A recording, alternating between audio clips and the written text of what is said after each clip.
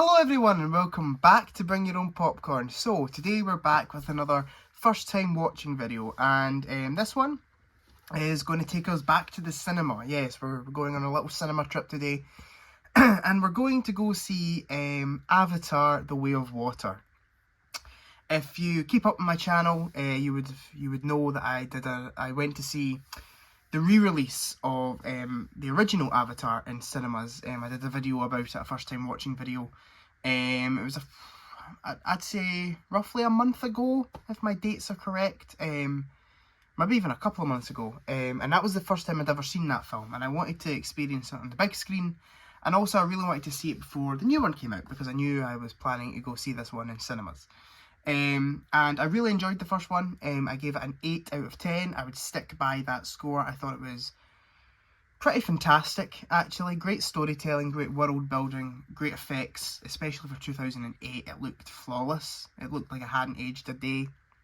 I was just really over the moon with the film. I picked up on a few things that I didn't really like, but it was pretty impressive.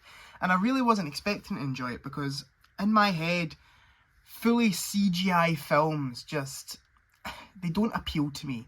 And I can see how they appeal to people relishing in the improvement of technology, but they don't appeal to me the same way as, I don't know, a drama. Just your normal kind of drama film would appeal to me, or your normal kind of action film would appeal to me.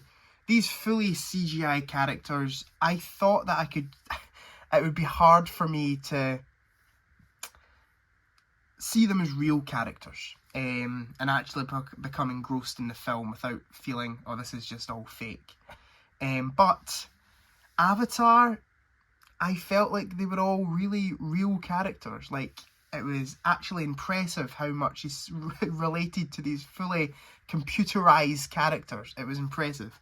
And yeah, I'm really excited to go see The Way of Water today. I never thought I'd be this excited to go see a fully CGI film, but here we are. I think we're also going to go see it in 3D, which will be interesting. I normally don't go see films the first time round in 3D, but most of the showings are in 3D, so we're going to go see it in 3D.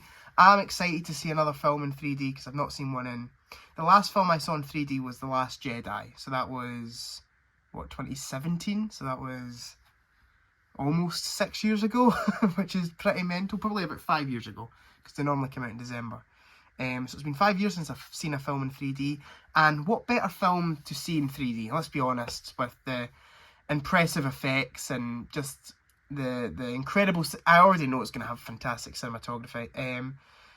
I didn't know how I felt about James Cameron focusing in on just doing Avatar sequels and not doing any other type of film, because he's a fantastic director, and I feel like his career is deserving of a film out with the Avatar franchise. But we'll see if this film brings me round to having James Cameron just do Avatar sequels for the rest of his career. But yeah, really excited to go see Avatar: The Way of Water, and I'm excited to take you guys with me.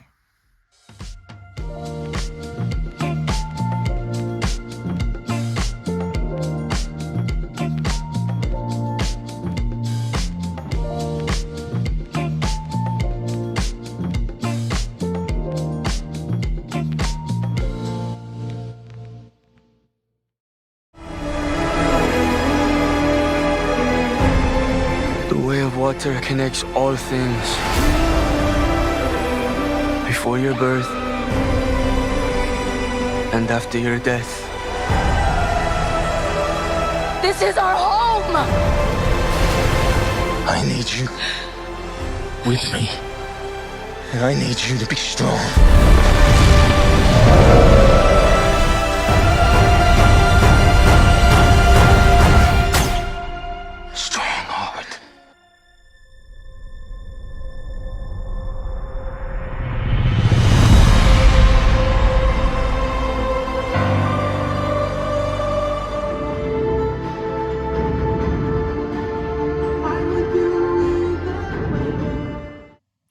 Okay, so Avatar 2, The Way of Water. Yeah, as I said, I saw Avatar 1 a few months back and was pleasantly surprised. I was one of these people who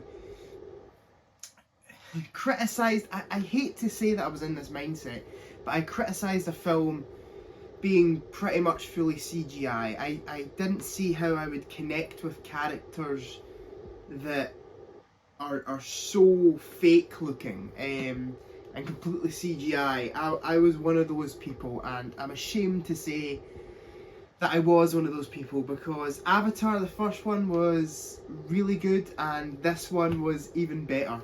This film was absolutely incredible. Never in a million years did I think I'd be sitting here giving you a gleaming review for Avatar 2. Genuinely one of the best films of 2022. There, I've said it is.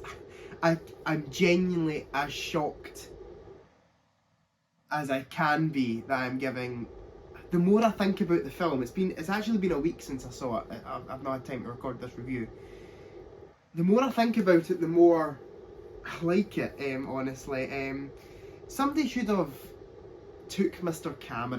James Cameron, to one side during the making of this film and went, James, don't you think you're being a little bit too epic with this? This film is one of the most grandest feeling films I've ever seen in my entire life.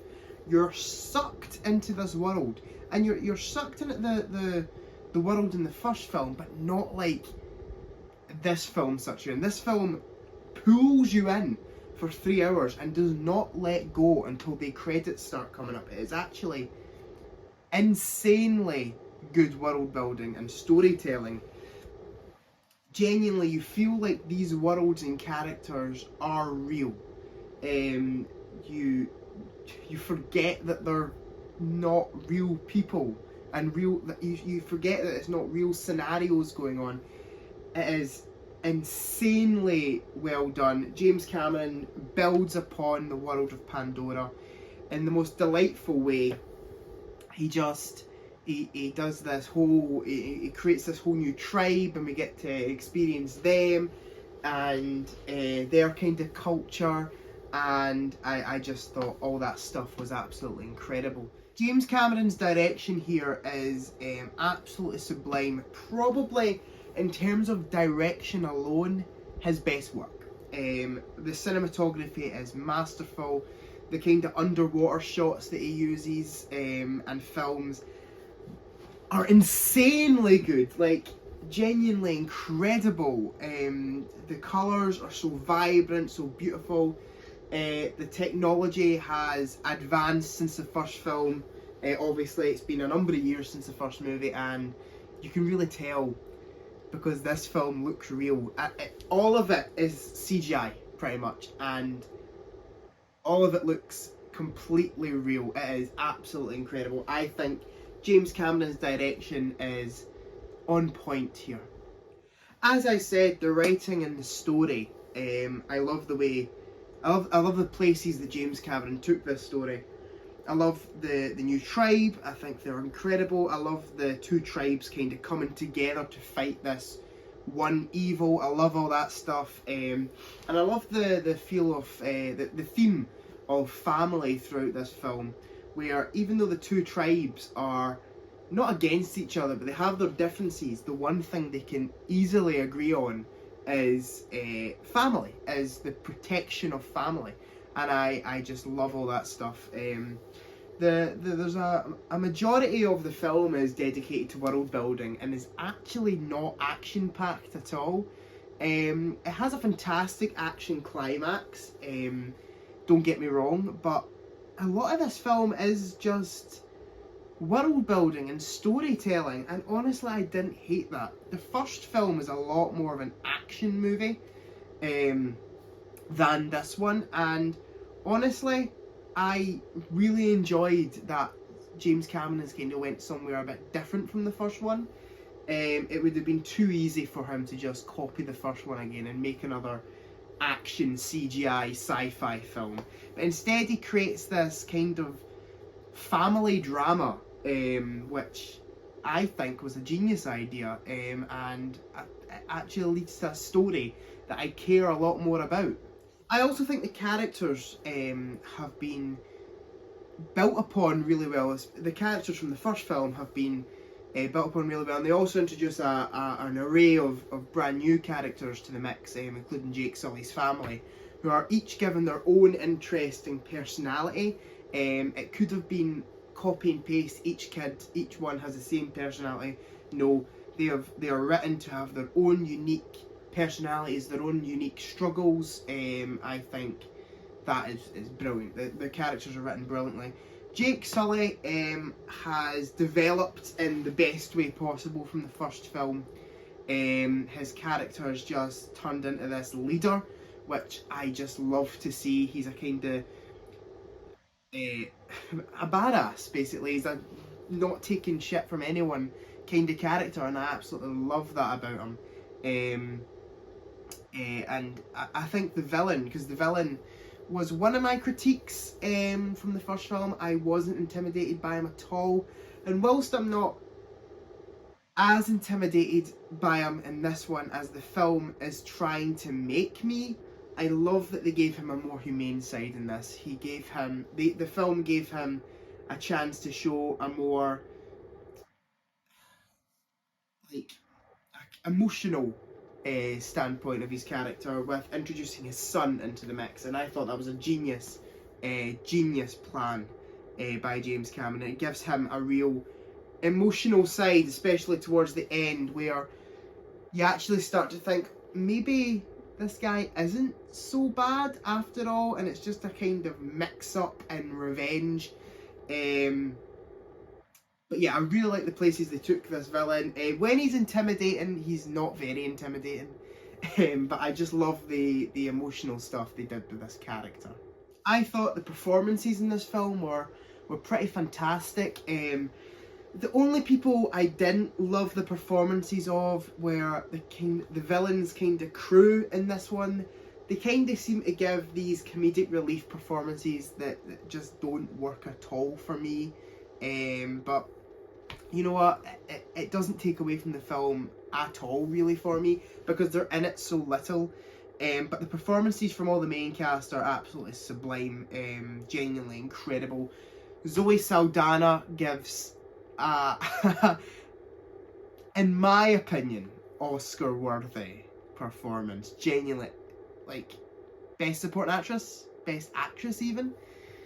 Probably won't go to her. She better get a nomination. She is incredible in this film. And I also liked, is it Britton Dalton, who played the villain's son? I know a lot of people are kind of hating on him on the internet. I thought his performance was exceptional. Those two, Zoe Saldana and I'm pretty sure his name's Britton Dalton, are probably the two standouts in this film for me in terms of performances. But genuinely, all of the main cast give top-notch performances. Okay, let's talk about, I guess, kind of the main criticism a lot of people have for the film, and the same one that I do, and it's my only real criticism of it. The film is too long. I'm sorry, James Cameron, I know you're like, nobody better moan about this film being too long, because you sat through episodes of Stranger Things that were 2 hours. This film is 3 hours 20, James, and it did not need to be.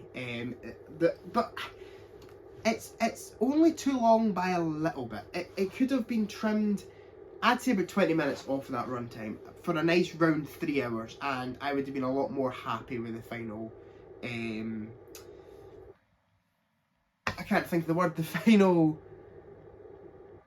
project. Is that the word? I can't think of it. Yeah, the final piece, the final product. Product is the word I'm trying to think of. The final product. Yeah, 20 minutes shaved off. I would have been a lot more happy with this. Just scenes that seem to go on for a little bit. You always feel like it's about to end, and then I keep calling him James Cameron adds just a little bit extra in the scene that probably wasn't needed. I also feel like he wrote about 10 endings for the film. The film would like fade to black. This character would say this really awesome line the camera would slowly fade to black, and I'd actually get like ready to get out my seat and leave the cinema, and then it would come back in and I'd be like, oh, we're still going, fade to black again, get ready to leave, and it would fade back in again. I'm like, James, did you write 10 endings for this? So yeah, that was a bit annoying. But other than that, that's my only real criticism about the film. It's a tad long, and I wasn't happy with the amount of endings that were on it. But overall, I thought this film was pretty damn near perfection. I left the cinema thinking that was pretty great, and the more I've thought about it, the more I love it. I genuinely love this film. It is probably one of the most immense cinema experiences I've ever had in my life. I saw it in 3D IMAX, which was just something to behold. And normally I'm not a big fan of 3D, but come on, it's Avatar. You need to see it in 3D. And yeah, it was incredible in 3D. The sound on it was incredible. It was just an amazing cinema experience. I absolutely loved it. I would give this film a 9 out of 10. It is damn near perfection for me. The only thing holding off is those odd comedic performances littered throughout, and also the runtime. I thought it was I was going to say a lot better than the first one. I'd give the first one probably a 7.5, 8. Give this one a 9.